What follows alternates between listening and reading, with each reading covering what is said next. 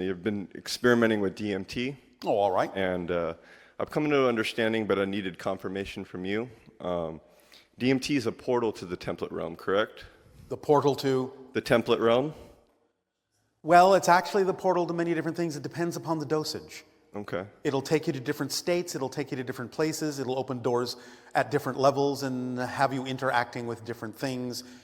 The dosages must be precise and matched to the different frequency levels in order for you to have the different experiences. One of them is definitely the template level, but not all of them. Okay. And ibogaine, is that a direct doorway to the higher mind? No. No, okay. I had a question about the Anunnaki. Yes. And Enki specifically. Enki. Enki. Yes. Sorry. He's not Inky. Yeah, Enki. Enki. Enki, okay. Yes. He engineered our species, correct? He specifically engineered our species? I was reading information. Partly connected, partly responsible, partly involved, but not totally. Okay, and I understand that our consciousness existed on Mars previously to this Long life. time ago in your terms of time, yes. Right. First Maldek, Right, first Maldek. then Mars, then Earth. As, in a sense, the group souls moved through the system in different incarnational periods when each of those worlds was habitable. Okay. And did the Anunnaki have anything to do with our engineering of our physical being on Mars and Maldek? No. Okay. And my last question is, I understand that the Sirius star system is gravitating towards our solar system, and I was wondering the spiritual meaning behind that.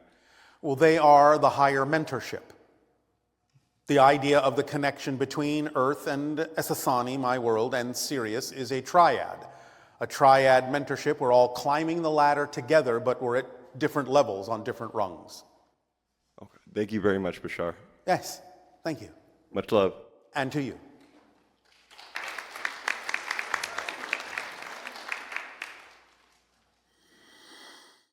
Hi, Bashar. And to you, good day. My question is,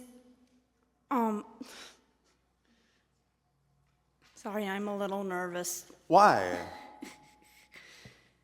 You mean excited? I'm not used to talking in front of people. Oh, what are you used to talking in front of? Talking to my friends.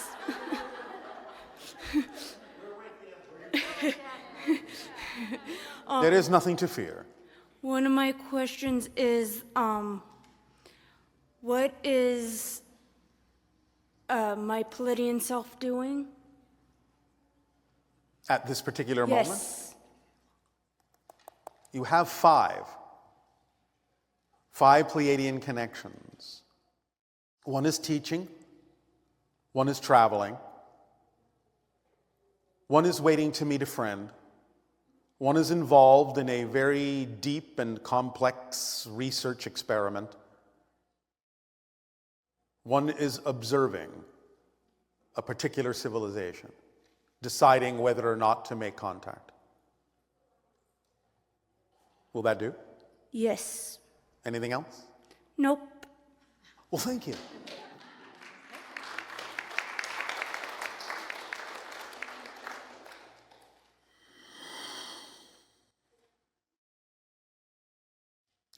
Hi, Bashar. And you, good day. So I know there's no exact, precise future predictions, but I mean in the midst of following my passion and following, or what you would say, greatest excitement. Yes. So I'm currently studying aerospace and aeronautical science, and I can't help but be curious if going and making our society or our civilization interplanetary is going to happen in my lifetime.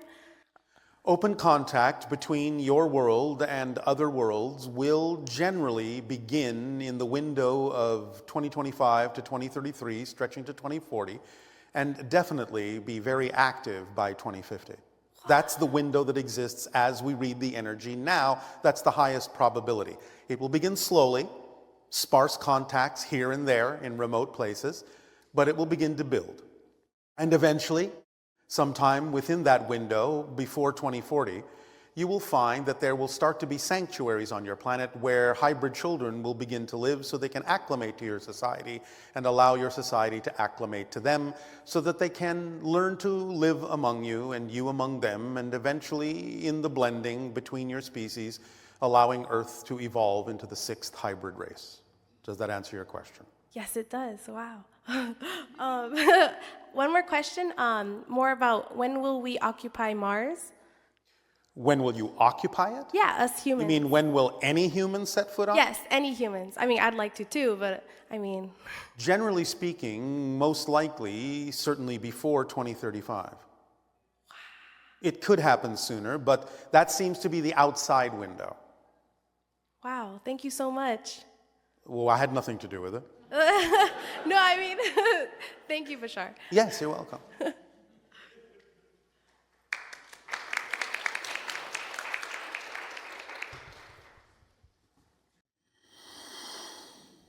Hello, Bashar. I knew you. Good day.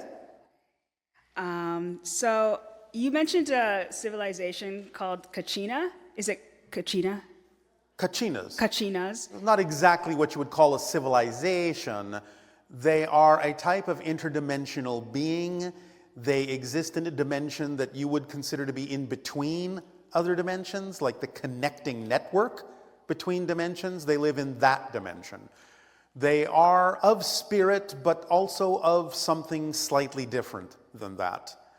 They are archetypal expressions, symbols, and reflections with autonomous consciousness that has to do with ancient times, ancient wisdom, eternity, and other kinds of ideas and energies. And many people can connect to them through different kinds of spiritual practices, especially those that have to do with connections to nature and the earth. So yes, what about them? Okay. Yeah, just they sounded unique in the sense that you said intradimensional. So Yes. it's like the way they sit or the way they exist. They exist in the borders between different dimensions, which is, as I said, a dimension unto itself, but a unique one, a different one. Yeah, that's really interesting. In the past, I've heard you speak of another civilization, I guess is what I would say, but they're on they live on a planet or something like that that's in the Baroque, kind of like our Baroque period, or our, I'm trying to think of how I would describe that, but I don't know. I was wondering if you remember, or if Speak up, speak up. Yeah, I was wondering if you could remember or tell me the name of that civilization. Again, your definition? Yeah, they exist in like, they live out like their culture. It's very similar to our Baroque period. Oh, you are talking about the civilization around Barnard's star. That sounds close, yeah. Yes. Okay, so. Their civilization in their evolution is similar to what you call your Renaissance era. That's it, Renaissance. Okay. Yes. When we have, say, full disclosure or Yes. that, will we be able to interact with them? Not for a while. You have to become more like us so that you can travel on your own to their solar system and become their UFOs. We are, in a sense, leaving their civilization alone so they can be one of the first interactions and contacts that Earth has of other civilizations, similar to the way that we contact other civilizations. So they are your test case. Okay, cool. So my next question is about belief systems, I suppose. Yes? So I have a fear, and this fear, I'm not afraid of what happens after I die. Yes. I'm afraid of how I will die. Well, how do you imagine that you will die that seems so fearful? I don't know. I don't know how I'm going to die, so it scares me, the idea of, say, maybe pain or... So you are saying that you simply prefer not to experience pain. Is that what you're saying? Yeah, That you would like to die simply and easily? yeah. All right, well then go ahead and do that. Okay.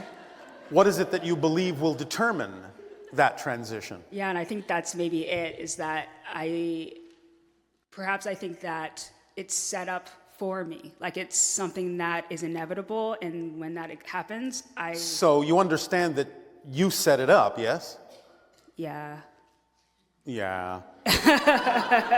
So do you believe that you chose a particularly nasty way to die? Well, I see I don't think anyone comes in saying, I want to die like this. Oh, but sometimes they do, because it depends on what purpose that serves. Now, yes, it's true, for the most part, people may forget that they have a choice and have made a choice, and so they may just simply let it run its course and experience the idea of pain. But since you're asking the question, that obviously means you have some conscious recognition that it's possible to change that. Yes? Or you wouldn't be asking the question. You wouldn't even consider the possibility that you might be able to consider something different.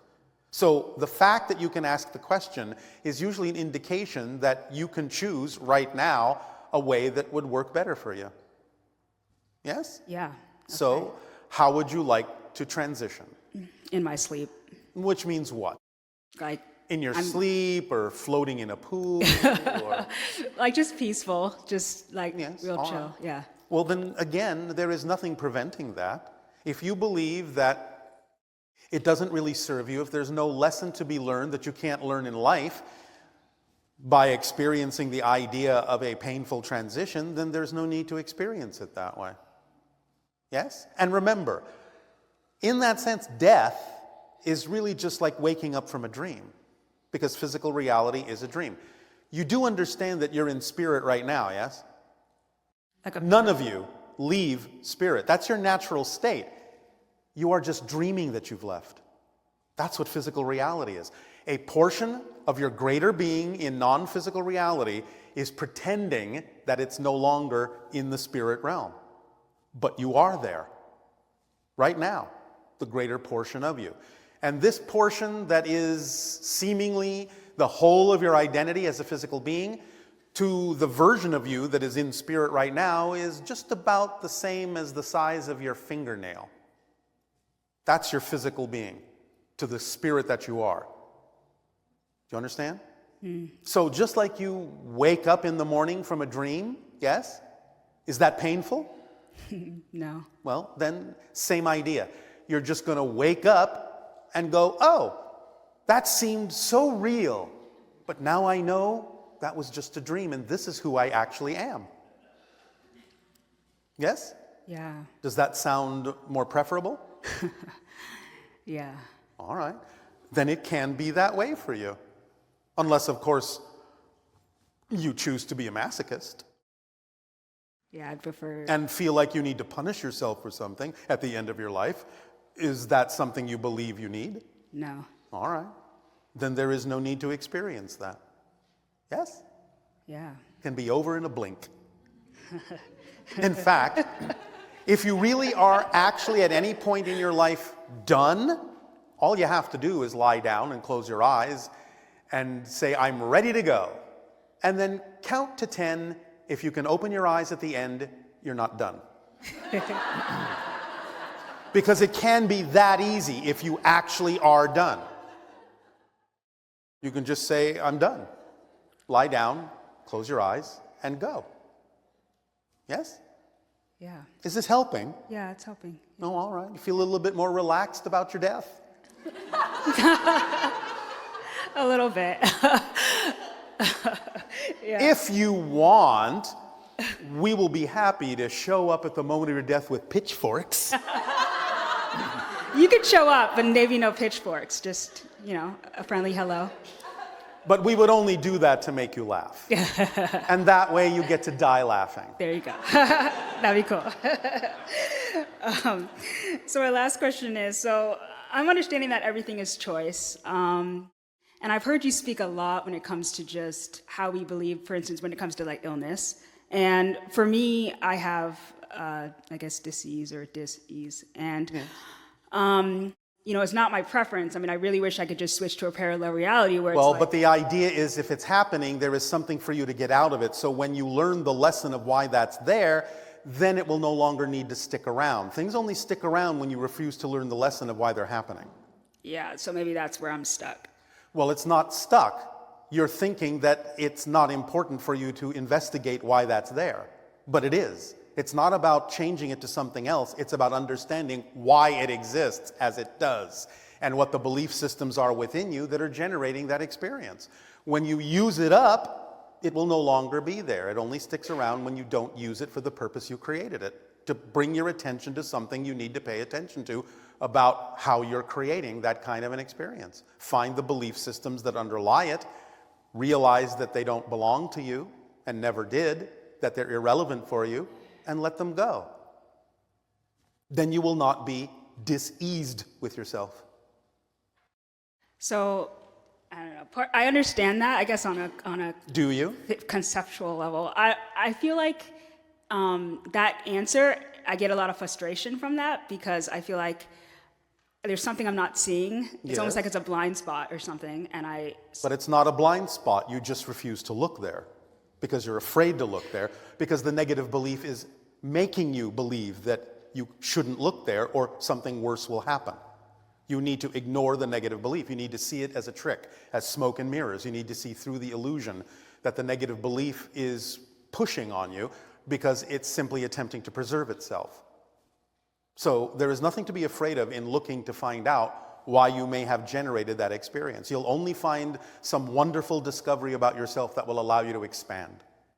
That's all you will ever find if you really, really look. There's nothing to be afraid of in looking, even though the negative belief may wish to make you believe that there is. You have to know that that's a trick. Yes? yeah, May I ask you a question? yeah. Do you believe you are worthy of your life? Or do you feel unworthy? I want to say I feel worthy. Say again. I want to say that I feel worthy of You this. want to say that you feel worthy, Yeah, which means you don't, I guess so. correct? Yeah, I guess. All right, so what belief system do you have that you're holding on to that says you are not worthy of living an ecstatic life? Why do you believe that you deserve to feel unworthy? What are you afraid will happen if you allow yourself to feel completely worthy? I think I'm afraid of realizing my greatness or like my bigness. Because what do you think will happen if you do? What are you afraid will happen if you realize your greatness? I think that I'll get, like somehow I'll fail at that, or like I'll get big and doing my passion, having all this great stuff happening for me, and then the shoe's gonna drop. Well, maybe you shouldn't wear shoes then. But you understand that that's not a fact, it's just a belief. Because certainly as you live your passion, one of the things your passion does is bring your attention to things that are not your passion. But that's not a shoe dropping, that's part of the process of discovering more of your passion. To discover things that are not your passion is part of your passion. So let that be part of the process. And be okay with what comes to your attention that is not your passion. That's not a shoe dropping. You don't have to define it that way. By defining it that way, you're experiencing it as a negative. Define it as a positive. Oh, my passion just brought my attention to something that is not my passion. Oh, goody. Now I can clarify by letting that go and adding that energy to my overall passion. So thank you, passion, for bringing my attention to something that is not my passion. Yes? Yeah. It's a very different way of looking at it than thinking, oh, the shoe's going to drop and everything's going to fall apart and, oh my goodness gracious. You're the one setting yourself up for that pain by defining it as something wrong when it happens, instead of exploring with fascination and curiosity why it happened and what you can get out of it, what you can learn from it. Nothing happens by accident. It's an orchestration. There is always something you can learn if you stay in a positive state. Is this helping at all? Yeah, and when you were speaking, I feel like I just got the message of, I realized that I'm afraid of experiencing pain, but Yes. but you know what? But you know what? That's a lie. Do you know why it's a lie? Because you're creating pain with yourself right now. I know, that's what's so ironic. It's That's like, the that's what I'm paradox, doing, yes. yeah.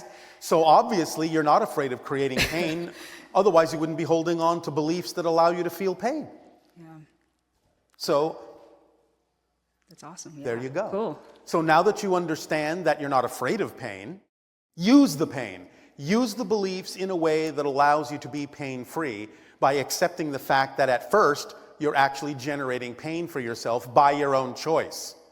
Then you're in control, because if it's not by your choice, you can't change it. So own it, acknowledge that you're creating the pain, obviously, because you're holding on to beliefs that make your life feel painful. And then ask yourself, well, do I really need this anymore? Is there something else to learn from this other than learning to stop doing it? And then stop doing it. And live life in a different way. And learn things in a way that isn't painful. Yes? Yes, Is this helping? very much so. Thank you. There will also be others who will help you in your dream state if you ask for it. Okay, All right? okay. All right. Thank you.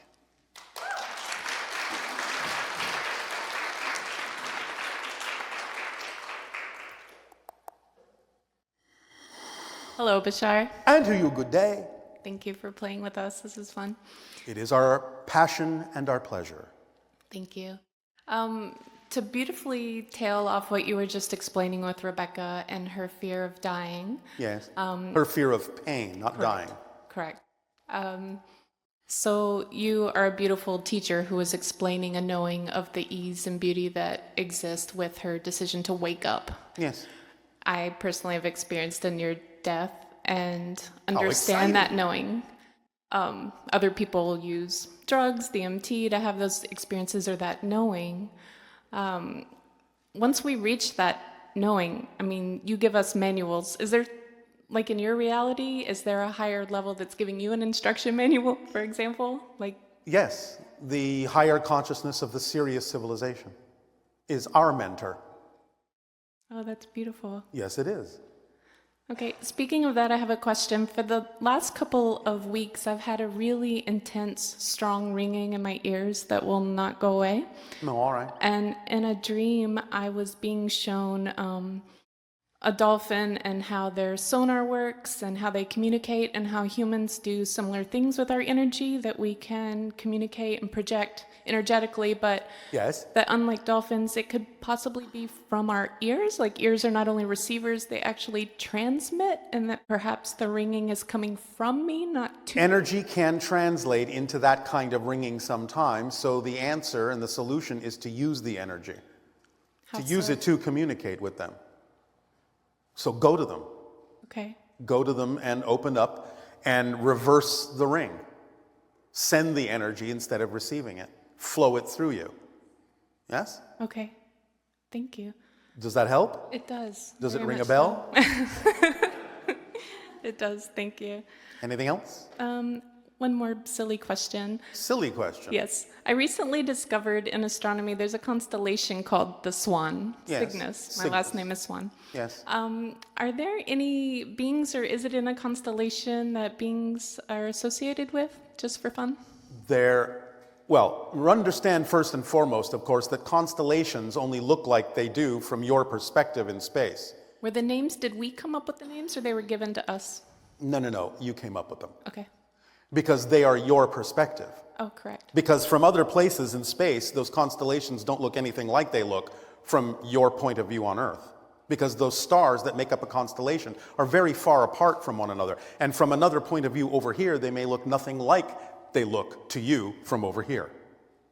But there is a civilization associated with one of the stars in that constellation, yes. And who are they? I can't tell you that yet.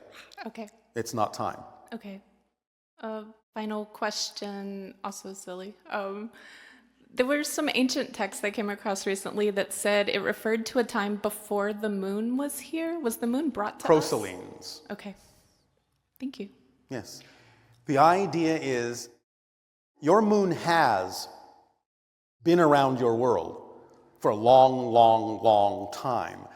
But there was a civilization that couldn't see it. They were in a different reality. Therefore, they talk about a time before there was a moon until they changed the vibration to match the frequency of the remainder of your Earth civilization, and then they could see the moon. But it was there. It was just out of their range of perception. Okay. Yes? Thank you. You're welcome. Have a good day. And by the way, Yes. your questions aren't silly. Thank you. Thank you. Thank you.